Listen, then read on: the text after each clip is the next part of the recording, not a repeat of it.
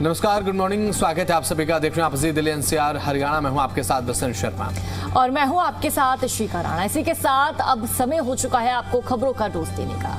खबर आपको बताएंगे जो आपके फायदे की हो। खबर को खबर की तरह नहीं बल्कि एक बोलचाल के तरीके से, रेडियो और टीवी के गजब कॉम्बिनेशन में, के लहजे में, अलग अंदाज में, जहां हर खबर आपके मतलब की होगी। खबर आपको सुनाएंगे भी, साथ ही दिखाएंगे भी। आपकी गलियों से लेकर आपके दिन भर की कहानी तक, पल पल की हलचल और हर अपडेट आपको बताने वाले इस बुलेटिन में। तो चलिए इसी के साथ स्टार्ट दिल्ली वाला रेडियो टीवी।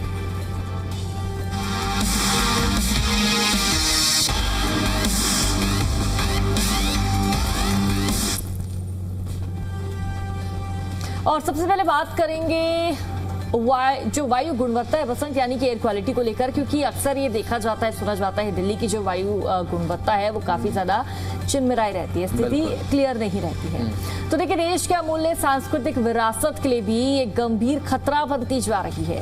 राजधानी की पहचान और यूनेस्को की विश्व धरोहर सूची में शामिल हुमायूं का जो मकबरा है, प्रदूषण की मार झेल रहा है। कैसे झेल रहा है, वैज्ञानिक जांच में क्या कुछ हाथ लगा है, बसंत आपको बताएंगे। अब रिसर्चर्स की तरफ से हुमायूं के मकबरे के अलग अलग हिस्सों से जो है वो सैंपल लिए गए, उनकी विस्तृत वैज्ञानिक जांच हुई और प्रॉपर रिसर्च जब किया गया तो जांच में ये सामने आया कि लाल बलुआ पत्थर पर जमीन काली परत हुई, जो काली परत जमी है वो मुख्य रूप से जिप्सम नामक खनिज से बनी है। अब रिसर्च में ये बताया गया है शिका कि समय के साथ साथ ये काली जो परत है वो लगातार और ज्यादा मोटी होती जा रही है, क्योंकि प्रदूषण लेवल जो है वो लगातार दिल्ली में बढ़ते जा रहे हैं पिछले कुछ समय की अगर मैं बात करूं। अब इससे लाल बलुआ पत्थर की प्राकृतिक मजबूती भी प्रभावित होती है और इसकी जो सतह है वो अब कमजोर होने लगती है। बिल्कुल बसंत, कहा जाता है ना कि जितनी पुरानी चीज है उतनी ठोस है, लेकिन ये जो चीजें हैं वो बहुत ही ज्यादा पुरानी है। और जो सनरेज है, जो एयर क्वालिटी इतनी खराब दिल्ली में बनी हुई है, कहीं ना कहीं इसका सीधा इफेक्ट पड़ रहा है इन मॉन्यूमेंट्स में। तो लेकिन नतीजन स्मारक मौसम, नमी और प्राकृतिक शरण के प्रति अधिक संवेदनशील हो जाती है। देखिए, जो वैज्ञानिक है, साइंटिस्ट है, उनका ये कहना है कि यहाँ पर यह भी पाया गया है कि मकबरे के जिन हिस्सों तक बारिश का पानी नहीं पहुंचता वहां ब्लैक क्रस्ट सबसे ज्यादा मोटी हो जाती है। जिन सतहों पर वर्षा का पानी नियमित रूप से गिरता है वहां यह परत अपेक्षाकृत कम पाई गई है, क्योंकि बारिश कई बिल्कुल प्रदूषकों को प्राकृतिक रूप से साफ कर देती है। बिल्कुल ठीक बोला आपने। अब ऐसे में विशेषज्ञों की एक चेतावनी भी है। आप कह सकते हैं कि भाई उन्होंने चेतावनी दी है या फिर सजेशन दिया है, क्योंकि अगर उनकी ये बात नहीं मानी गई तो आने वाले जो समय में परिणाम गंभीर हो सकते हैं। अगर इन मॉन्यूमेंट्स को लेकर हम बात करें, क्योंकि शोधकर्ताओं ने स्पष्ट चेतावनी ये दी है, यदि दिल्ली में वायु प्रदूषण पर प्रभावी नियंत्रण नहीं किया गया तो आने वाले समय में हुमायूं के मकबरे जैसे ऐतिहासिक धरोहरों को सुरक्षित रखना और ज्यादा मुश्किल हो जाएगा। अब ऐसे में क्योंकि यूनेस्को की सूची में ये शामिल हैं तो जाहिर सी बात है देखरेख और साथ ही आसपास का जो वातावरण है वो साफ रखना बहुत ज़्यादा ज़रूरी हो जाता है, क्योंकि जो वर्ल्ड हेरिटेज है उन्हीं मॉन्यूमेंट्स को इसमें शामिल किया जाता है। इशिका, अब ऐसे में उन्होंने कई अहम सुझाव भी दिए हैं, वो इशिका बताएंगे आखिर सुझाव क्या है। बिल्कुल, देखिए, स्मारक की नियमित वैज्ञानिक साफ सफाई कराई जाए, क्योंकि देखिए बसंत, लोगों के लिए तो खोल दिए गए हैं ये हिस्टोरिकल प्लेसेस, लेकिन यहाँ पर साफ सफाई की जो व्यवस्था है वो कहीं ना कहीं सही नजर नहीं आती है।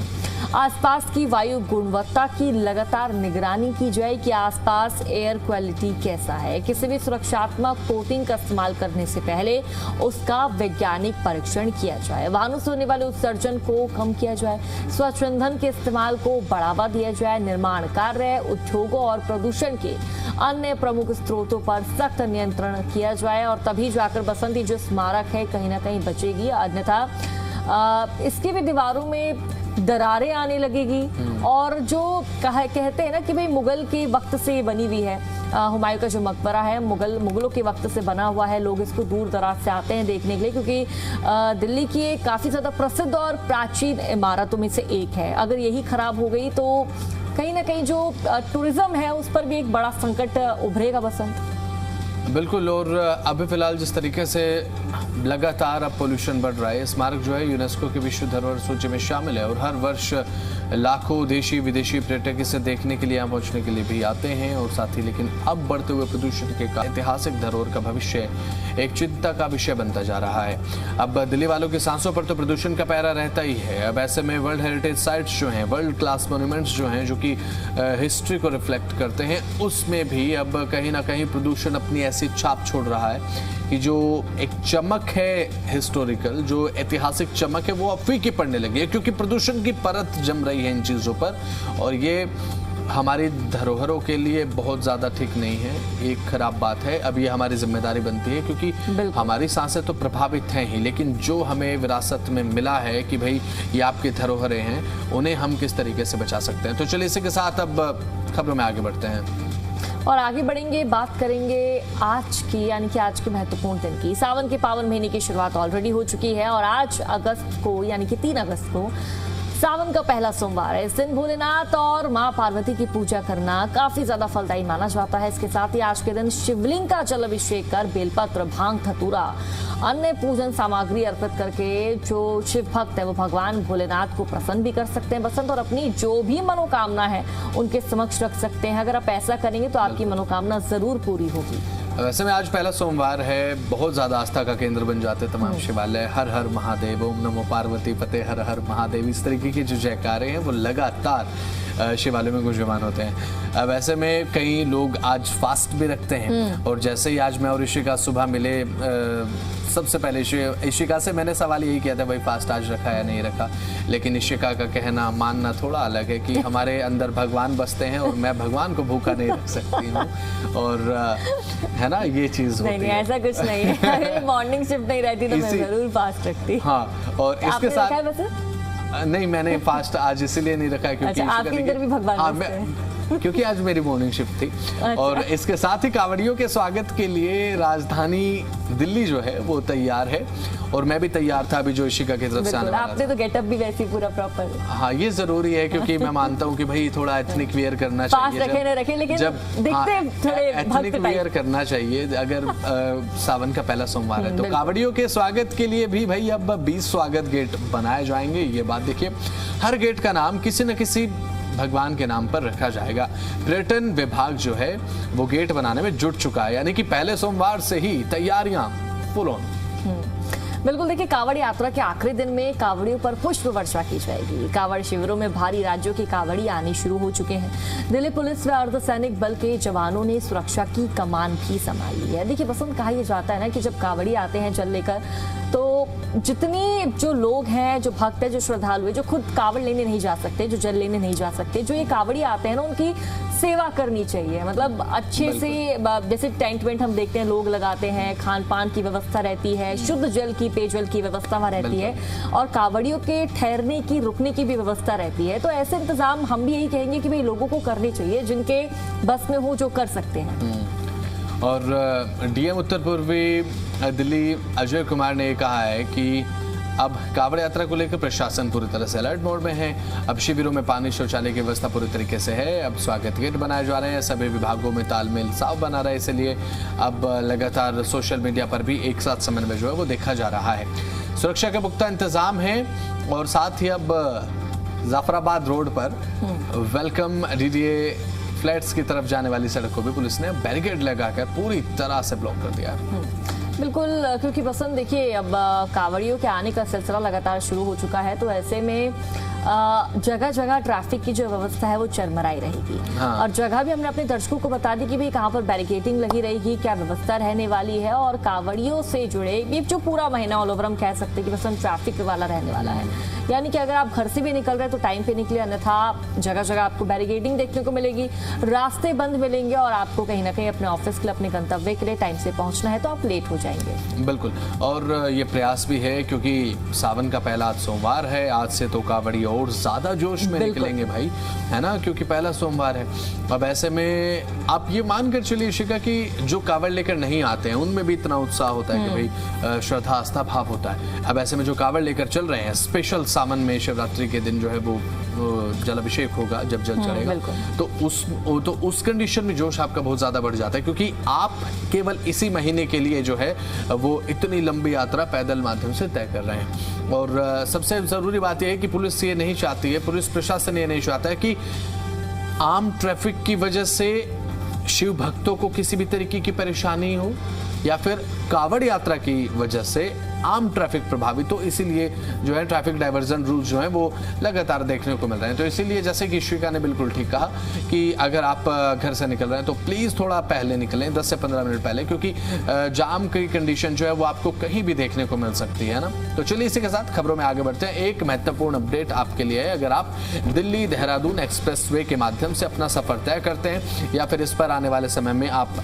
जाने वाले हैं, अगर आप दिल्ली एनसीआर में रहते हैं तो या फिर आने वाले हैं, दिल्ली देहरादून एक्सप्रेसवे की बात बताइए। बिल्कुल पसंद देखिए, दिल्ली देहरादून एक्सप्रेसवे पर सफर करने वालों के लिए एक बड़ा अपडेट है। अपडेट जरूरी है, ध्यान से सुनिएगा। सड़क सुरक्षा को ध्यान में रखते हुए एक्सप्रेसवे पर वाहनों की अधिकतम स्पीड लिमिट घटाकर 70 किलोमीटर प्रति घंटा कर दी गई है। नई व्यवस्था लागू होने के बाद तय सीमा से अधिक रफ्तार में वाहन चलाने पर ई चालान जारी किया जाएगा। राष्ट्रीय राजमार्ग प्राधिकरण यानी कि NHAI ने ये फैसला सड़क सुरक्षा और हादसों पर रोक लगाने के उद्देश्य से लिया गया है। बस एक बहुत ही अच्छे फैसले के रूप में देखा जा रहा है, क्योंकि ओवर स्पीडिंग होती है तभी हादसे बढ़ते हैं। लोग जब अपनी लेन को छोड़ के दूसरी लेन पर गाड़ी चलाते हैं, डाइवर्ट करने की कोशिश करते हैं, हादसे तभी बढ़ते हैं, एक्सीडेंट तभी होते हैं। तो ये फैसला भी बहुत अच्छा, मतलब इसको एक अच्छे रूप से देखा जा रहा है। एक पॉजिटिव सेंस में लोगों को इसको लेना चाहिए। अब हुआ ये ना इशिका, क्योंकि जब आप अक्षरधाम से लेते हैं, अक्षरधाम से आप जब दिल्ली देहरादून एक्सप्रेसवे पर जब चढ़ते हैं आप, जब आप 17-18 किलोमीटर तक ये स्पीड लिमिट है, यानी कि 70 किलोमीटर प्रति घंटे की रफ्तार से।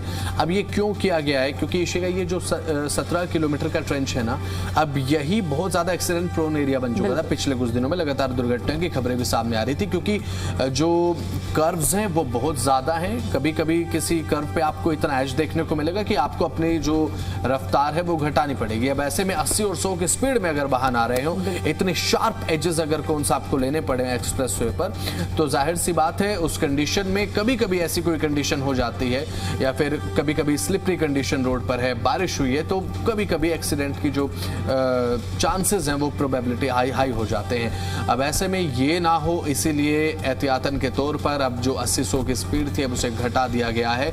यानी कि अब अगर आप अक्षरधाम से चढ़ रहे हैं दिल्ली देहरादून एक्सप्रेसवे पर अपने गंतव्य तक जाने के लिए, तो प्लीज थोड़ा सतर्क रहें, अपनी स्पीड को लिमिट में रखें। कहीं ऐसा ना हो कि आप जो एक्सेलरेशन है वो आपका टॉप पर जाए और उसके साथ आपका चालान भी सबसे पहले आपके फोन पर आ जाएगा कि भाई आप ज्यादा स्पीड में चल रहे हैं और आपका ई चालान इश्यू हो चुका है। बिल्कुल देखिए, एक्सप्रेसवे पर advance traffic management system, speed camera और ऑटोमेटिक मॉनिटरिंग के जरिए वाहनों की रफ्तार पर नजर रखी जाएगी। कुछ लोग चालाक होते हैं ना पसंद कि भाई सरकार ने तो कह दिया है, NHAI का तो ये कहना है, हम क्यों माने। लेकिन अगर नहीं मानेंगे, कैमरे के जरिए आपकी गाड़ी का नंबर भी पता चल जाएगा, आप ओवर स्पीडिंग कर रहे हैं भी पता चल जाएगा और भारी मात्रा में चालान भी काटा जाएगा। बिल्कुल। अब ऐसे में इससे पहले एक्सप्रेसवे पर अलग अलग स्थानों पर अलग अलग स्पीड लिमिट के साइन बोर्ड लगाए जाने को लेकर भ्रम की स्थिति भी सामने आई थी। कहीं 80, कहीं 85, कहीं 100, कभी 70। लेकिन अब जो है वो आप अगर अपनी गाड़ी को, वो जो दिल्ली वाली एक स्पीड है जिसे हम एवरेज स्पीड दिल्ली की कहते हैं 60 से 70 के बीच में चलाएंगे तो बहुत ज़्यादा अच्छा रहेगा। आपकी सेफ्टी है इसमें, और साथ ही हो सकता है कि आप थोड़ा लेट पहुँचे। और जब आप रोड पर चलते हैं ना, तो ओवर स्पीडिंग को लेकर ये बात कही जाती है कि हमेशा 15 से 20 मिनट की देरी एक लंबे बेड रेस्ट से अच्छी होती है। तो इसलिए आप भले ही थोड़ा लेट हो जाए, लेकिन अपने वाहन को लिमिट में रखें, अपने वाहन की स्पीड को लिमिट में रखें। नई स्पीड लिमिट लागू होने के बाद वाहन चालकों को सलाह ये दी गई कि निर्धारित रफ्तार का पालन करें। अधिकारियों का कहना है कि कम से कम स्पीड लिमिट से अब सड़क हादसों में कमी आएगी और अधिक सुरक्षित यात्रा होगी, सफर सुरक्षित होगा। बिल्कुल, लोगों का सफर आसान होगा बसंत, और लोगों को ये फॉलो करने की बहुत ही ज्यादा आवश्यकता है, क्योंकि इसमें कुछ गलत नहीं है। ये एक सही तरीका है भाई कि 70 की स्पीड आप रखिए और एक्सीडेंट से भी बचेंगे, हादसा भी नहीं होगा, ना ये आपका चालान कटेगा। आगे बढ़ेंगे बसंत और अब बात करेंगे वेदर की। दिल्ली रेडियो टीवी में देखिए ये खबर काफी ज्यादा लोगों के लिए फेवरेट इसलिए रहती है बसंत, क्योंकि हर कोई मानसून का अपडेट जानना चाहता है। मानसून का अपडेट जानेंगे तभी तब अपना प्लान बना पाएंगे। तो देखिए, मानसून ने राजधानी के साथ ऑन ऑफ रिलेशनशिप बना ही दिया है। सुबह घर से निकले निकलिए तो बादल देखकर लगता है आज तो झमाझम बारिश होगी, मौसम अच्छा रहेगा, लेकिन कुछ देर बाद धूप ऐसी निकलती है जैसे बारिश का कोई प्लान ही नहीं था। फिर उमस अपना पूरा हिसाब वसूल लेती है और शाम होते होते हल्की फुहारे कहती है हम अभी गए नहीं हैं। आज भी दिल्ली एनसीआर में दिन भर बादलों की आवाजाही जारी रहेगी। कई इलाकों में हल्के से मध्यम दर्जे तक की बारिश हो सकती है, कहीं गरज चमक के साथ बौछारें पड़ सकती हैं। हालांकि बारिश के बावजूद उमस लोगों को परेशान कर सकती है। कल बहुत ज्यादा धूप थी, बहुत इंटेंस सनलाइट कल थी और उसके बाद उमस भी बहुत ज्यादा बढ़ी। हालांकि छिटपुट बूंदाबांदी जरूर देखने को मिली थी ईशिका, लेकिन उसने ना उमस को बढ़ा दिया है ना। अब उमस का एग्जांपल आप ऐसे दे सकते हैं, जब आपने कभी डोसा बनते हुए देखा हो, गर्म तवे पर जब पानी छिड़का जाता है तो कितनी भाप निकलती है, वही धरती का हाल हो जाता है। धरती तप रही होती है, अचानक थोड़ी सी बूंदाबांदी होती है तो फिर धरती से उमस निकलती है जो हमें परेशान करती है, जिसे आप चिपचिपाती गर्मी कहते हैं। अब मौसम विभाग के अनुसार अधिकतम तापमान आज जो है वो 34 से 35 के आसपास रहेगा और जो न्यूनतम तापमान है वो 27 से 28 डिग्री रहने के आसार हैं। बिल्कुल। देखिए बसंत, कल दिन में बारिश हुई थी और ऐसा लग रहा था कि वाह अब तो मौसम सुहावना होगा, लेकिन 10 मिनट बाद धूप निकल गई, उमस बढ़ गई। मतलब कहीं जाने का प्लान भी कोई बना रहा होता नहीं कि भाई लड़कियां तो होती है कपड़े वपड़े पहन लेते हैं अच्छे से, चलो चलते हैं कहीं, देखा तो भाई बारिश रुक गई, मौसम खराब, प्लान कैंसिल। वो आपने सोशल मीडिया पे देखा होगा, 1 मिनट में जज्बात बदल गए, दुनिया बदल गई, एक वो हो जाता है। बिल्कुल, इस तरह की मीम्स काफी ज्यादा वायरल होते हैं। देखिए मौसम कब धूप दिखा रहा है और कब बारिश, इसका भरोसा किसी को नहीं है। तो चलिए अब ये भी जानते हैं कि राजधानी के किस इलाके में बादल बरसेंगे, कहाँ उमस और कैसा रहेगा आज का पूरा वेदर अपडेट। यानी कि हम आप लोगों को लगातार बता ही रहे हैं, हमने आपको इस पूरे प्रोग्राम में बताया कि कैसा अपडेट रहने वाला है, क्या कुछ रहने वाला है। देखिए दिल्ली वालों को पसंद यही रहता है कि भाई बारिश, वीकेंड अगर रहा, बारिश हुई, मौसम सुहावना हो गया, ठंडा हो गया तो बाहर निकल जाएंगे, कैफे क्लब का प्लान बना लेंगे या फिर सीपी के आसपास घूम लेंगे। लेकिन कल का जो वेदर था, संडे था, दिखा मौसम सुहावना है, लेकिन फिर वही स्थिति वैसे। बिल्कुल वाशिका। और आज हो सकता है कि कनॉट प्लेस के आसपास बारिश हो सके, कश्मीरी गेट के आसपास आज बारिश हो सकती है। बात रोहिणी की करें, बुराड़ी इलाके की करें, जब आप जीटी रोड से करनाल की तरफ से आते हैं तो हो सकता है कि इस इलाके में छिटपुट बारिश की जो उम्मीदें हैं वो आपको देखने को मिल सकती हैं। अब ऐसे में बारिश का होना ऐसे में बहुत ज़्यादा ज़रूरी इसलिए क्योंकि मानसून का ना ऑन ऑफ ही चल रहा है बहुत समय से। कभी मानसून आता है, बहुत ज़्यादा 3 से 4 दिन तक बारिश देखने को मिलती है, पानी दिल्ली हो जाती है, उसके बाद थोड़ा सा टाइम दिल्ली को रिकवर करने के लिए देता है। जब थोड़ा सा पानी हल्का हो जाएगा, कम हो जाएगा, जल भराव का जो स्तर है वो कम हो जाएगा, फिर अचानक एकदम बारिश आएगी। पिछले 1 महीने से लगातार on off he season monsoon का चल रहा है। ऐसा नहीं है कि बिल्कुल हार्डकोर मानसून सीजन हम जैसे हर साल नोटिस करते हैं, अब की बार वैसा नहीं है। मतलब कहते हैं ना बसंत, लास्ट टाइम भी ठीक बारिश हुई थी, लेकिन इस बार की जो बारिश है हो रही है, ऑन ऑफ हो रहा है। बिल्कुल आपने ठीक बोला, ऑन ऑफ हो रहा है। अभी बारिश हुई, मौसम फिर खराब हो गया, गर्मी आ गई। मतलब राजधानी के जो लोग हैं वो परेशान है, मौसम से परेशान है। ठीक है, अब आगे बढ़ेंगे बसंत और बात करेंगे एक महत्वपूर्ण जानकारी की। ध्यान से सुनिएगा इस खबर को। राजधानी दिल्ली में बच्चों से लेकर बड़ों तक के लापता होने के मामलों के बीच एक राहत भरी खबर सामने आई है। दिल्ली पुलिस के ऑपरेशन मिलाप के तहत दक्षिण पश्चिमी जिले में इस साल 1 जनवरी से लेकर 31 जुलाई तक लापता हुए 990 लोगों का पता लगाकर उन्हें सकुशल उनके परिवारों से मिला दिया गया है। मतलब कितनी अच्छी बात है बसंत, कितनी अच्छी पहल के रूप में से देखा जा रहा है। लापता लोग कई महीनों से, सालों से, दिल्ली पुलिस की तारीफ बनती है बसंत। कई महीनों से, सालों से बच्चे लापता थे और जो बड़े थे वो भी लापता थे। लगभग 1000 के आसपास ये आंकड़ा है बसंत, और इन लोगों को मिलवा भी दिया है। ये सबसे बड़ी क्या होगी, ये सबसे बड़ी बात है। और 259 बच्चे इसमें शामिल हैं। अब ऐसे में दिल्ली पुलिस के अनुसार किसी व्यक्ति के लापता होने की सूचना मिलते ही स्थानीय थाना पुलिस जो है वो तुरंत सक्रिय हो जाती है। बिना समय गवाए तलाशी अभियान शुरू कर दिया जाता है। पुलिस की त्वरित कार्रवाई और तकनीक के बेहतर इस्तेमाल से ये जो संख्या है वो अब बड़ी है, जो मिलाप की संख्या है, यानी कि लोगों को उनके घर वालों से मिलाने की संख्या है। अब ऐसे में लोगों को सुरक्षित खोजने में सफलता हासिल हुई और इसके लिए दिल्ली पुलिस की बहुत तारीफ बनती है। बिल्कुल पसंद, दिल्ली पुलिस की तारीफ तो बनती है। दक्षिणी पश्चिमी जिले के पुलिस उपायुक्त डीसीपी अमित गोयल ने बताया कि ऑपरेशन मिलाप के तहत पुलिस की टीमें कई स्तरों पर एक साथ काम करती है। देखिए बसंत, तारीफ इसलिए भी बनती है क्योंकि पुलिस ने भी एडी चोटी का जोर लगाया कि भाई लापता लोग कौन थे, क्योंकि एफआईआर दर्ज होती है जगह जगह। जो पेरेंट्स हैं अगर उनके बच्चे खो जाते हैं तो पोस्टर लगाते हैं, अखबारों में छापते हैं। तो ऐसे में सबसे पहले स्थानीय स्तर पर पूछताछ भी की जाती है। इसके बाद आसपास लगे सीसीटीवी कैमरे खंगाले जाते हैं, साथ ही auto stand, e rickshaw stand, bus अड्डा और रेलवे स्टेशनों पर लापता व्यक्ति की तस्वीर भी लगाई जाती है, जिस तरह से मैं भी जिक्र कर ही रही थी, ताकि आम लोगों की मदद से भी जल्द से जल्द सुराग मिल सके और जो बच्चे हैं, जो गुमशुदा लोग हैं, उनको पता चल सके। और साथ ही अब हर गतिविधि का पता लगाने के पुलिस जो है वो सक्रिय रहती है और मुझे लगता है कि ये बड़ी सफलता है। बात अगर करें इस अभियान की, और इन सभी प्रयासों के चलते जनवरी से जुलाई तक के बीच में लापता हुए 990 लोगों को डिटेक्ट किया गया सबसे पहले, और उसके बाद ट्रेस करके एक बड़ी सफलता के रूप में इस कदम को देखा गया। आंकड़ों के अनुसार बात करें तो जुलाई महीने में 124 लापता लोगों को खोजकर उनके परिवारों से मिला दिया गया, जिनमें 43 तो बच्चे शामिल हैं। तो वहीं जून में 193 लापता लोगों को बरामद किया गया, जिनमें 48 बच्चे शामिल हैं। मतलब ये देखिए बसंत, बच्चों की कितनी बड़ी संख्या है, क्योंकि ऐसा होता है ना, कभी कभी बच्चों को अगवा कर लिया जाता है और बचपन में बच्चे कभी कभी ऐसे भी होते हैं ना कि घर छोड़ के निकलने की बात करते हैं और कभी कभी बच्चे खुद खो भी जाते हैं। हालांकि अब ये खुशखबरी की बात है कि पुलिस द्वारा उन्हें डिटेक्ट किया गया है। दिल्ली पुलिस का कहना है कि ऑपरेशन मिलाप का उद्देश्य सिर्फ लापता लोगों को ढूंढना नहीं है, बल्कि उन्हें सुरक्षित उनके घर वालों तक, उनके परिजनों तक पहुंचाना है। पुलिस ने लोगों से अपील की है, यदि किसी बच्चे या व्यक्ति के लापता होने की सूचना मिले तो तुरंत नजदीकी पुलिस स्टेशन में शिकायत दर्ज कराएं, ताकि समय रहते एक्शन लिया जा सके, कार्रवाई हो सके और जल्द से जल्द आपके परिजनों को, बच्चों को, परिवार वालों को जो खोए हुए हैं उनको पुलिस जल्द से जल्द ढूंढ सके। अब ऐसे में पुलिस अधिकारियों का साफ कहना है कि तेज कार्रवाई, आधुनिक तकनीक और सीसीटीवी विश्लेषण के साथ साथ स्थानीय लोगों के सहयोग से लापता व्यक्तियों को खोजने की सफलता दर लगातार बेहतर होती जा रही है।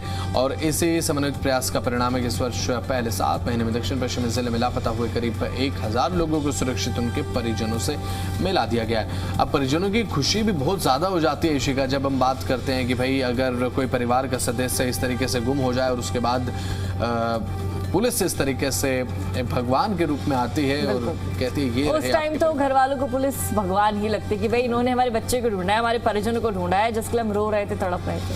आप कभी घूमी हो इशिका? कभी ऐसा हुआ है कि हाँ बचपन में कभी ऐसा हुआ है कि आप मेले में चल रही हो या फिर किसी मार्केट में? नहीं, मैं मेले में नहीं जाती थी, हमारे यहाँ मेले नहीं लगती थी। मैं हाँ मतलब पापा के साथ। मार्केट में तो जाते हो या मार्केट में नहीं लगती हो? क्यों नहीं लगती? पापा के साथ हुआ था ऐसा, मतलब पापा के साथ गुम हो गए थे? मतलब पापा के साथ थी मैं गुम हो गई थी। Let me complete first person. तो बस ये सीन था। फिर उसके बाद इतना मुझे पता था कि हाँ मेरा घर कहाँ है, मुझे आइडिया था, मुझे ध्यान था, तो मैं अपने घर आ गई थी। तो चलिए इसी के साथ अब खबरों में आगे बढ़ते हैं, बात करते हैं पेट्रोल और डीजल के बारे में। सबसे बड़ी अपडेट तो यही है आज कि भाई पेट्रोल और डीजल के जो दाम हैं वो इंटरनेशनल मार्केट में थोड़े से गिर चुके हैं, लेकिन ये क्रूड ऑयल के दाम गिरे हैं। अब उम्मीदें ये हैं कि भाई कब सरकार दाम गिराएगी। दिल्ली में पेट्रोल की कीमत आज है 102 रुपये 12 पैसे प्रति लीटर, डीजल 95 रुपये 20 पैसे प्रति लीटर मिलेगा और सीएनजी के जो दाम है वो 83 रुपये 9 पैसे प्रति किलोग्राम के हिसाब से। बिल्कुल बसंत, ये तो हमने दिल्ली का आपने रेट बताया, लेकिन अब बात करेंगे नोएडा और गुरुग्राम के दाम की। नोएडा में पेट्रोल की कीमत 102 रुपये 12 पैसे है, डीजल 95 रुपये 56 पैसे, सीएनजी 91 रुपये 70 किलोग्राम आपको मिलेगी। गुरुग्राम की बात करें 102 रुपये 97 पैसे, डीजल 95 रुपये 44 पैसे है और सीएनजी 88 रुपये 12 पैसे प्रति किलोग्राम आपको मार्केट में इसका प्राइस मिल जाएगा। यानी कि आप किसी भी पेट्रोल पंप पे जाएंगे, चाहे दिल्ली का हो, नोएडा को है, गुरुग्राम का, ये जो हम दाम आपको दिखा रहे हैं इसी दाम में आपको पेट्रोल, डीजल और सीएनजी मिलने वाली है। तो चलिए अब इसी के साथ आगे बढ़ते हैं और हमारा जो स्पेशल सेगमेंट है इसमें कि भाई सोने चांदी के दाम आखिर क्या हैं वो अब दर्शकों को बता देते हैं। और सोने चांदी के दाम भी बहुत ज़्यादा फ्लक्चुएट पिछले कुछ समय से हो रहे हैं। 24 कैरेट 10 ग्राम सोने का भाव आपको आज मिलेगा 1,46,050 रुपये प्रति 10 ग्राम। बिल्कुल वसंत, चांदी का भाव भी अपने दर्शकों को बता देते हैं। 2,39,100 रुपये प्रति किलोग्राम आपको मार्केट में चांदी का प्राइस मिल जाएगा। अब ऐसे में खरीदना है नहीं, it totally depends upon you. और सोना खरीदने जा रहे हैं तो दाम होगा कम नहीं, लेकिन ग्राम कम करा लेंगे तो दाम लेकिन कम बसंत, जिस तरह से मोदी सरकार ने अपील की है तो कहीं ना कहीं लोग ये सोना चांदी थोड़ा कम खरीद रहे हैं, लेकिन जो प्राइस है वो भी अभी ठीक है। क्योंकि हमने लास्ट ईयर देखा था बस 2 लाख के पास प्राइस पहुंच चुके थे। हालांकि उसके अकॉर्डिंग तो ठीक है, और उस टाइम में लोगों ने भर भर के सोना लेते कि भाई 2 लाख के पार ना चला जाए, राइट, हम पहले ही ले लेते हैं सारा सोना। लेकिन आप आपने भी तो 1.5 तोला सोना खरीदा ही है। 1.5 नहीं, मैंने तो बहुत खरीदा है। और ये सोने और चांदी के दाम है, ये आपको आज मिलेंगे। और आप अगर जाएं ज्वेलरी शॉप पर, किसी ज्वेलरी के शोरूम में, गोल्ड आपको इस प्राइस में आपको देखने को मिलेगा। दाम ज़्यादा अगर आपको लग रहा है तो थोड़ा आप कम करा सकते हैं, लेकिन दाम नहीं, आप ग्राम कम करा लीजिएगा उस कंडीशन में, तो दाम कम आपका हो जाएगा। बिल्कुल, लेकिन बसंत अब आगे फेस्टिव सीजन है, अभी ये दाम है, आगे दाम और भी ज्यादा बढ़ सकता है। रक्षाबंधन नजदीक है, जन्माष्टमी नजदीक है, और फिर उसके बाद अक्टूबर स्टार्ट, दिवाली वगैरह, धनतेरस, तब तो गोल्ड बढ़ेगा ही बढ़ेगा। तो इफ आप खरीदने का प्लान कर रहे हैं तो हमने तो आपको जानकारी देती है, डिटेल्स दे दी है। इसी दाम में आपको आज सोना और चांदी मिलने वाला है। तो ये महत्वपूर्ण अपडेट जो हमने आपको बताया इस बुलेटिन में, और साथ ही आज सोने चांदी का भाव क्या वो हम आपको बता रहे हैं। अब ऐसे में इंटरनेशनल मार्केट की अगर आप बात करें इशिका, तो पिछले कुछ समय में बहुत ज़्यादा चीज़ें जो हैं वो प्रभावित होती हुई नज़र आई हैं। अब ऐसे में क्योंकि हमने देखा था कि गोल्ड के जो दाम हैं वो एकदम स्काई हाई हो गए थे, चांदी के दाम भी 4,10,000 तक पहुंच गए थे, लेकिन अब जो है वो एक थोड़ी सी गिरावट चांदी के दामों में तो देखने को मिल रही है, लेकिन सोना 1,40,000 से ज़्यादा चढ़ चुका है। पिछले कुछ समय में अब लो पर, जब लोएस्ट पर था इस सीज़न में सोना, तो 1,40 के आसपास था, उसके बाद जो है वो अब 1,46,50 आज हो चुका है, यानी कि 1,46,050 रुपये आज 10 ग्राम सोने के दाम में। बिल्कुल बसंत, ज़्यादा कोई उतार और चढ़ाव तो फिलहाल देखने को नहीं मिला है, बस मात्र 1-2 हज़ार, 3-4 हज़ार का ही फर्क एक हफ्ते के अंदर हमें दामों में देखने को मिला है। तो चलिए, अब हर एक अपडेट हमने दर्शकों को दिया, तो चलिए फिलहाल इस कार्यक्रम के यहाँ पर समाप्ति। नमस्कार।